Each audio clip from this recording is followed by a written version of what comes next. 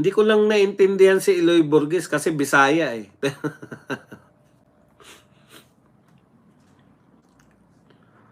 Ito pala yung sinasabi. Tingog Party List Representative Jude Asidre has announced that the ICI found no liability on the part of former House Speaker Martin Romualdez regarding alleged flood control anomalies. Yan. Yung ICI daw po, walang natuklasan na kasalanan si Martin Romualdez. Kaya nga tinayo yung ICI para sabihing walang kasalanan si Romualdez. Sino naman ang sinabi na ICI na may kasalanan? Wala rin, di ba? Wala nga silbi ICI, kaya nga tinatagyan Asidre. Ha? Ngayon, ang ipaliwanag mo naman Asidre, inaamon ka naman ni Toby Chanko. Ito naman ang tanong sa'yo. Bakit daw kayo may mga insertion? Wala naman kayong district. Paano kayo nagkaroon ng insertion ng mga proyekto? Wala naman kayong distrito. Kayo ay party list. Bakit may 6 billion insertion yung party list ng Ako Tingog? Ano tawag dyan? Tingog party list. Yan ang sagutin mo. Hindi yung kung ano-ano, 6 billion. Wala naman po yung ICI yan. Create lang po yung ICI para po habang naghahanap tayo. Una, create siya para mapatigil na lahat ng investigasyon. Unang tumalima, yung HOR.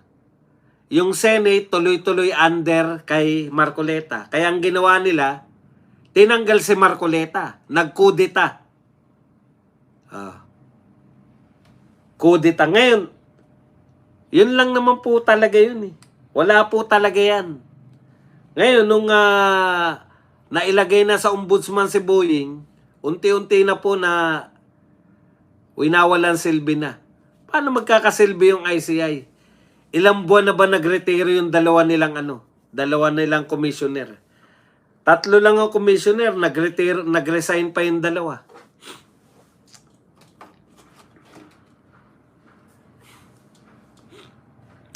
Yung ICI na yan, create yan, para may katwiran sila na mag-imbestiga sa Davao. Natatandaan nyo, si Magalong, naroon sila, naghanap ng gagamba. Diyan po nawasak yung instance na yun. Si Magalong possible na anti-corruption, di ba? Pero doon po nasira yung political career ni Magalong national. Wala na nagko-consider sa kanya ngayon. Dati kinukonsider pa yan, pwedeng pang vice president o kaya senador. Ngayon, hanggang dyan ka na lang sa Baguio, mayor ka na lang sa Baguio. Pwede mag-congressman ka dyan pagkatapos ng termino mo. Nasira ka doon eh. Naghanap ka ng gagamba. Ang daming binabahan lugar. Ang daming may flood control project na palpak. Palpak meaning ghost project at saka palpak na substandard. Tapos, nagpupumilit kayo maghanap. Meron ba sila nakita? Kung may nakita yung mga yan, the headline na po yan sa lahat ng dyaryo. Walang na headline sa dyaryo. Nahiya siguro pati yung May sinasabi sila di ba? Yung mga kung ano-ano. Siguro, ito, tali na, puta. Wasak. Wasak ang political career. National political career ni Magalong. Ang tagal niyang inalagaan yung kanyang pagiging anti-corruption. Kuno. Tapos natuklasan natin, no? Sinampulan lang siya. Di ba nagpatayo ka ng tennis court? Puta, biglang naguho ang daigdig ni Meron ka rin palang pinatayong tennis court sa Baguio.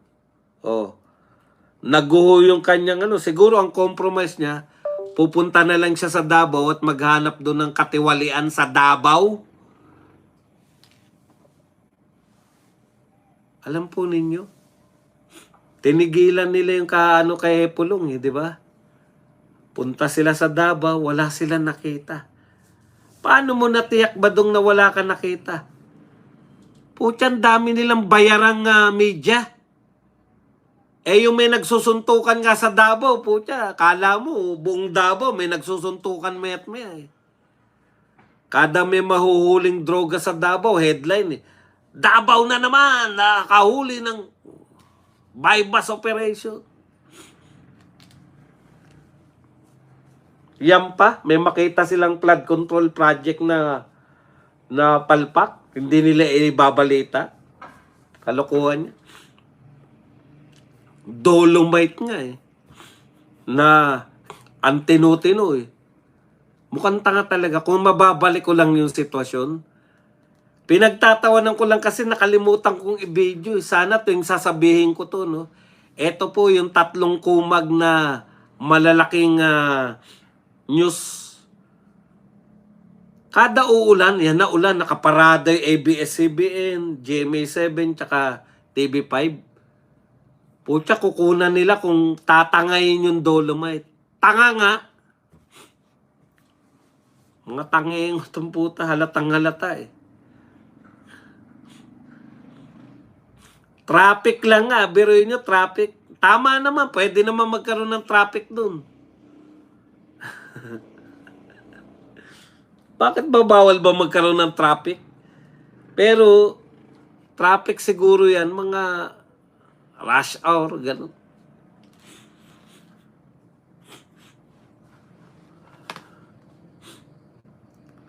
Nakalimutan ko lang talaga kasi tawa lang ako ng tawa tuwing makikita ko yung mga yan na nakaparada dun. Dapat siguro kinunan ko no, sa harap nila. Anong ginagawa nyo rito, boss? Uulan na, bakit kayo narito sa Dolomite? Pero nung mga pag may mga rally, inuudyokan ko yung mga tao ron eh. Yung nagpunta yung GMA dun sa may eh.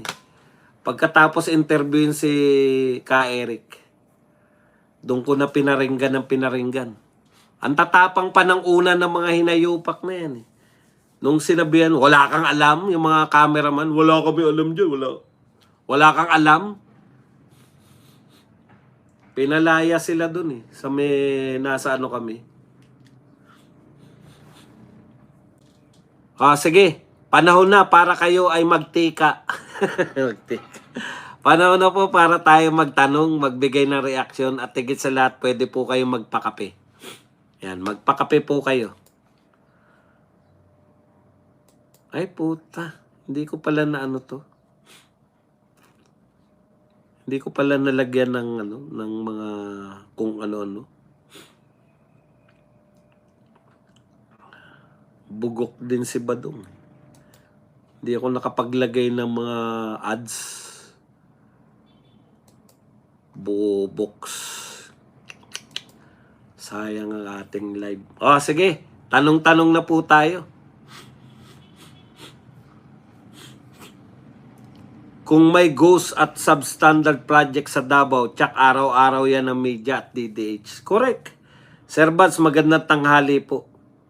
Magandang tanghali naman sa'yo, Orlando. Clemente Entak. Sira ulo ng mga bias mainstream media stop sir mga yon. Ma'am Regina Marigon. Boss, atin ba si Sara March 25 para makapagdepensa siya? Alam po ninyo, yan pala hindi natin natalakay. Teka muna. Talakayin natin yan. Kasi may pang-uuto po to eh. Inuuto po ni, ang sabi po ni, alam mo nang uuto lang. Thank you very much kay Miss Judge na nagbigay sa atin ng 250 pesos na pangkape. Sabi nito ni Representative Jerbil Luistro, pag umatin daw si BP Sara, it is better for our Vice President to participate so she can present her evidence and witness which will be considered determining whether probable cause exists. So, ang gustong palabasin ni Jerbil Luistro, pag umatin si BP Sara, malaki, baka mapabaliktad niya yung mga bumoto na 54-1. Di ba? Baka makakuha siya ng boto. Hindi na maituloy yung impeachment. Alam niyo, inuuto nyo lang eh. No? Si BP Sara hindi atin dyan. Bakit hindi siya atin? Kasi irereklamo niya kayo sa Supreme Court dahil yung ginagawa ninyo Sabi ng Supreme Court, dapat pag nagsampa ng reklamo, kasama na yung ebidensya. Pag walang ebidensya, dapat dinidismiss. Ngayon pa lang kayo maghahagilap ng ebidensya. Yan ang katotohanan. Bakit makikisama si BP Sara dyan? Para maging legit yung ginagawa ninyo? Kung totoo yung sinasabi nyo, yung pinagbotohan nyo na sufficient in form and substance, di dapat, kung sufficient in form and substance na, dapat, direktan nyo na. Pagbotohan na sa plenary para madala na po sa Senado. Pero ang katotohanan po, ito po ang katotohanan.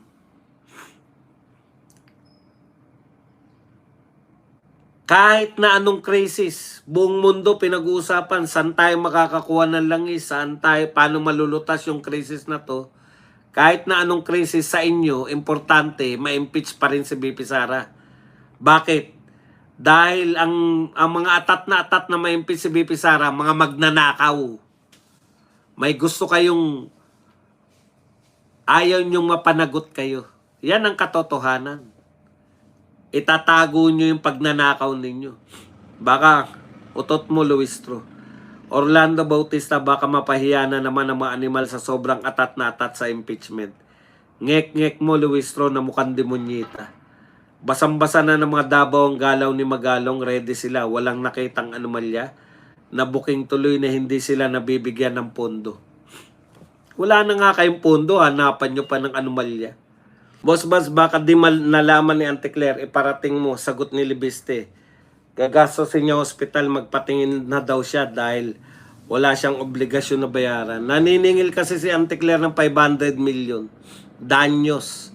Dahil daw sa reklamo ni Libiste, hindi siya ganong napagkakatulog. Sir Badong, totoo bang oil na dumating sa Davao galing Brunei? Hindi po. Wala pong balitang ganyan. Kung meron po niyan, i-announce po yan ng mga taga Davao, mga Davao City Government. Wala naman po .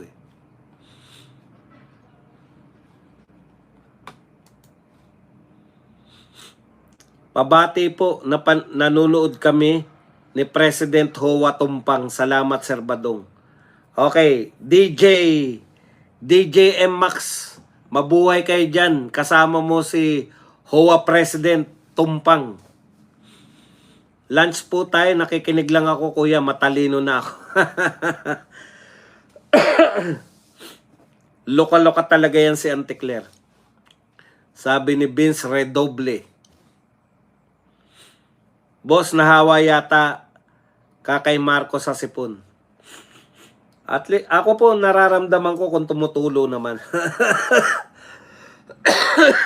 Sabi ni Guanzon kay Claire, topic nila at Duterte para sasagot si Claire. Konnichiwa, Boss Buds. Teresa Koyama. Yan. Konnichiwa. Teresa. Comment. Tanong ko lang, Boss Buds, saan ba safe pag ginera tayo ng Davao? Ba or dito sa Luzon para makapag-Davao na? Alam nyo po, ang gera, wala pong safe sa gera. Manalangin na lang tayo na wag magkagera. Malamang yung dumating na oil sa Davao, private, nego yun between negosyante at supplier, pero they gov to gov. It's just a waste of time lang yan for BP Sara Luistro. Keep on dreaming. Ang problema rito kay Luistro, nakita niya kasi sumisikat si Lovely dun sa panawagan na debate. Moment na ni Lovely, isa na lang nga content, puta, agawan mo pa. Masyado kang inggitira. Yan yung problema minsan. Inggitira. Kanya-kanyang moment, di ba? Halimbawa, may moment yung matabang vlogger. Anong pangalan nun? Nagpunta ng Ilocos. Pinopromote niya, binabatikos niya yung mga palpak na mga paggawain doon ni Sandro Marcos. Yung ba naman, kinakailangan mo pansapawan yun? Moment niya yun. Bakit mo aagawan ng eksena yun? To si Anticler moment ng may moment O, kay Eloy Borges, di ba? O natutuwa tayo, may mga ganyang vlogger na sumisikat basta nagtatanggol sa mga Duterte. Alam niyo yung mga taong mang-aagaw pa ng moment, na mga ganyang moment, mga inggitira, katulad ni Anticler, na inggit kay Lovely, kaya nakidebate rin. Una, wala kang originality pag gumagaya ka lang, di ba? Natutuwa tayo, puta, Eloy Borges. Oh, okay to Tapos yung matabang vlogger, okay to Oh. Moment nila yan Bakit mo... Kape po tayo. Boss Buds. Kape tayo lahat. Habang nagbabasa ako ng yung mga komento. Putya, nagpainit pa ako ng kape. Wala naman na palang tubig. Teka lang. Para mas tagal pa tayo magkwentuhan, okay?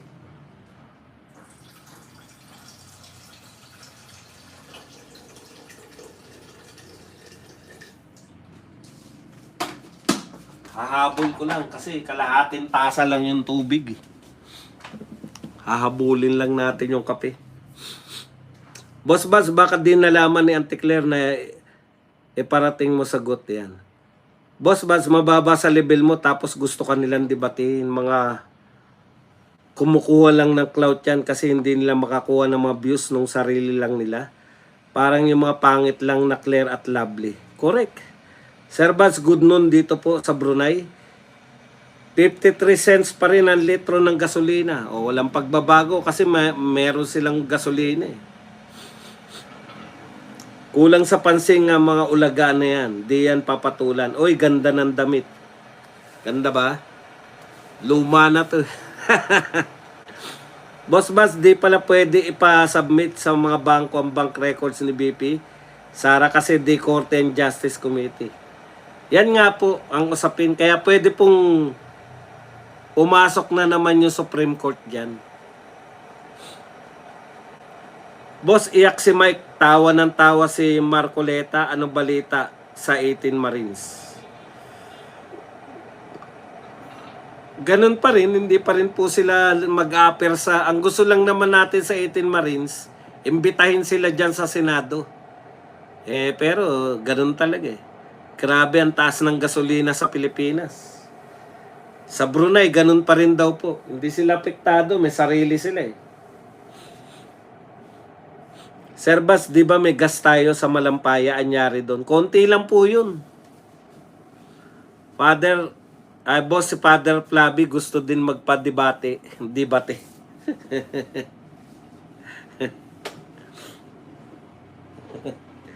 Iba naman bate ang gusto niyan Bate-bate pick ang gusto. Ano kasi yan ni Jim Cole Jacks. Si Father Flavi follower ni Jim Cole Jacks. Ano yan Voltes 5, Mazinger Z, tsaka Dimos. Yan, Voltes 5, Mazinger Z, tsaka Dimos.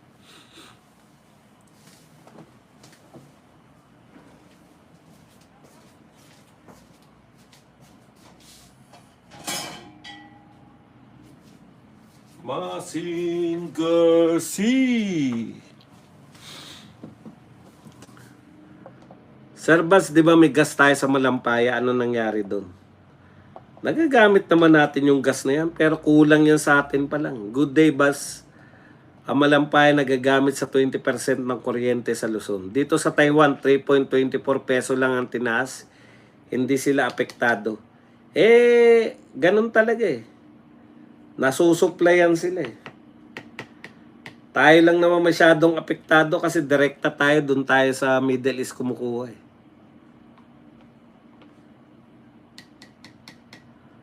Ibang klase si Luis Trobos, but si BP Sara pa talaga mag-provide ng ebidensya. Pinagluloko lang mga humahanga sa kanya.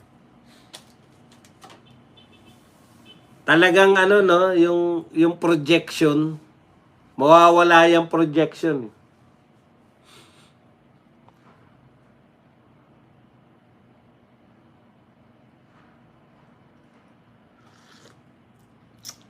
Sarap magkape. Hamon, nahawa na sa amo, di na natutulog, kasama na ba sa batakan? Hindi naman. Mukhang hindi naman bumabatak si Auntie Claire. Iba talaga itsura ng bumabatak eh. Meron pang cabinet official na mukhang bumabatak din.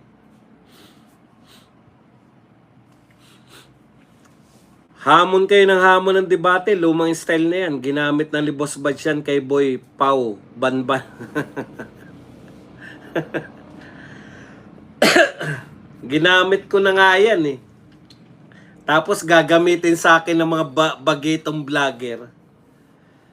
Puta, lahat na lang ng bagong vlogger. Hinahamon ako dati ng debate. Nagbigay ako ng presyo. 200,000. Papatulang ko kayo. Nawala yung mga naghamon.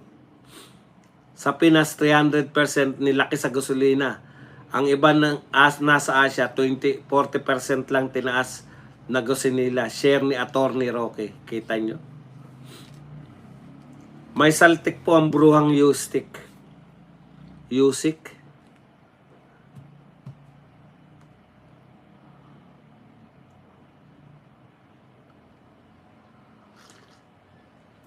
Arman, namiss ko tuloy si Erica sa Daimos. Ako, namimiss ko si ano eh. Yusik Clear. Diba sa Mazinger si Aphrodite A, pantira nun yung dodo niya eh. Nakita mo ba yung pupunta si Tamba sa Samar? Ilang tao lang po, puro plastic. Oo, naawa ko, no? Tapos tuloy pa rin siya, speech pa rin. Konti na unggoy na. Hintayin nyo na lang debate sa 2028. BPIST versus Lenny Lutz.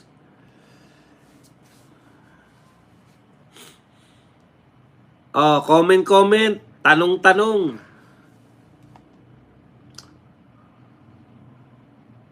Si Magalong na nahimik na, hindi tulad noon kung saan ang interview. Wala na po siyang sasabihin. Dati pinapatulan pa, parang si Toby Chanko yan eh. Nakasawsaw sa lahat. Dito sa Bulacan meron kaming kasabihan. Para kang sili. Sahog sa lahat ng lutuin. Sahog sa lahat ng putahe, 'di ba? Parang sili yan si Magalong. Si Toby Chanko parang sili din, sahog din sa lahat. Buds watching Silot Drive Yati, Liloan, Cebu. Ayan, Frank Valley. Leonard Brosas, nakapagtataka Boss Buds, bakit nagkaroon pa ng mini trial imbis na pag-usapan na sa plenary?